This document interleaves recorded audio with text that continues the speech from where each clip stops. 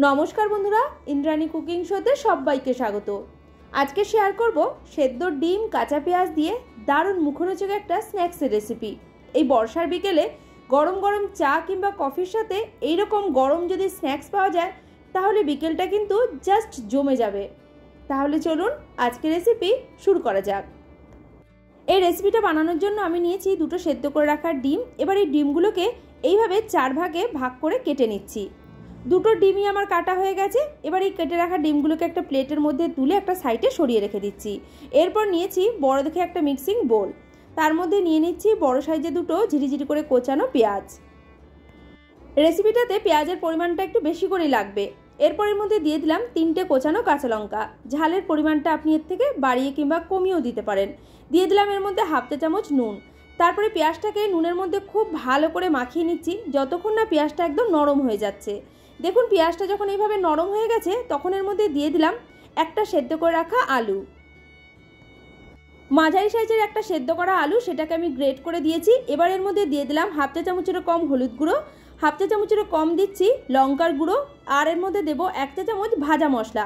গোটা জিরে, গোটা ধনে, শুকনো লঙ্কা শুকনো খোলায় ভেজে নেওয়ার পর তারপরে মিক্সির জারে গুঁড়ো করে আমি এর মধ্যে 1 চা চামচ দিয়েছি। আর এর মধ্যে দিচ্ছি 1 চা চামচ আদা রসুনের পেস্ট। বাইন্ডিংয়ের জন্য দেবো এর মধ্যে 2 টেবিল চামচ বেসন।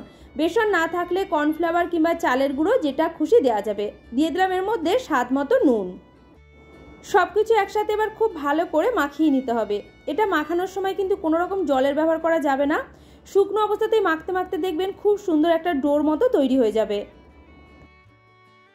ডিমের এই চপগুলো শেপ দেওয়ার জন্য বেসন আর পেঁয়াজের এই মিশ্রণটাকে অল্প করে হাতের মধ্যে নিয়ে এইভাবে একটু মেলিয়ে নিচ্ছি। এরপর কেটে রাখা ডিম থেকে একটা অংশ নিয়ে নিলাম। তারপরে বেসন আর পেঁয়াজের যে মিশ্রণটা সেটাকে দিয়ে খুব ভালো করে বন্ধ করে দেওয়ার পর হাত দিয়ে একটু শেপ দিয়ে নিলেই একটা আমাদের তৈরি হয়ে যাবে। দেখুন একটা তৈরি হয়ে গেল। এইভাবে আরও একটা বানিয়ে আমি দেখিয়ে দিচ্ছি। এইভাবে অনেকগুলো একসাথে বানিয়ে 10 থেকে 15 দিন যে কোনো টাইট কন্টেনারে ভরে ফ্রিজে স্টোর করেও রাখতে পারেন। যখন মন চাইবে ডিপ ফ্রাই করে ভেজে খেতে পারেন। কথা বলতে বলতে সব কটা আমার রেডি করা হয়ে গেছে। এবারে চলুন এগুলোকে ফ্রাই করব।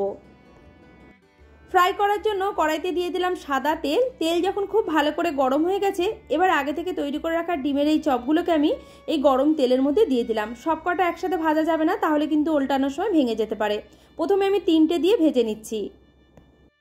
মিডিয়াম আঁচে 2 থেকে 3 মিনিট অপেক্ষা করার পর এবার এগুলোকে উল্টে পাল্টে দিচ্ছি যাতে প্রত্যেকটা সাইড খুব সুন্দর লাল লাল করে ভাজা হয়ে যায়। প্রথম ব্যাচের ডিমের চপগুলো আমার বেশ সুন্দর লাল লাল করে ভাজা হয়ে গেছে। এবার এগুলোকে তেল থেকে তুলে নিয়ে একটা প্লেটের মধ্যে রেখে দিচ্ছি। এইভাবে বাদবাকিগুলোকেও ভেজে নেব। বর্ষার মরশুমে বিকেলবেলা চা কিংবা কফির সাথে এই গরম গরম স্ন্যাক্স কিন্তু আমাদের সকলেরই ভীষণই পছন্দের। বাড়িতে থাকা মাত্র 2টো উপকরণ দিয়ে ঝটপট তৈরি করে নিতে পারেন। খেতেও দারুণ সুস্বাদু। আমার আজকের এই রেসিপি যদি আপনার ভালো লাগে বাড়িতে বানিয়ে অবশ্যই একটা কমেন্ট করে জানাবেন। লাইক শেয়ার করতে একদমই ভুলবেন না। আমার চ্যানেলে নতুন বন্ধু হয়ে থাকলে চ্যানেলটিকে সাবস্ক্রাইব করে নেওয়ার অনুরোধ রইল। পাশে থাকা বেল আইকনটাও প্রেস করে রাখবেন। পুরো ভিডিওটা দেখার জন্য আপনাকে অসংখ্য ধন্যবাদ।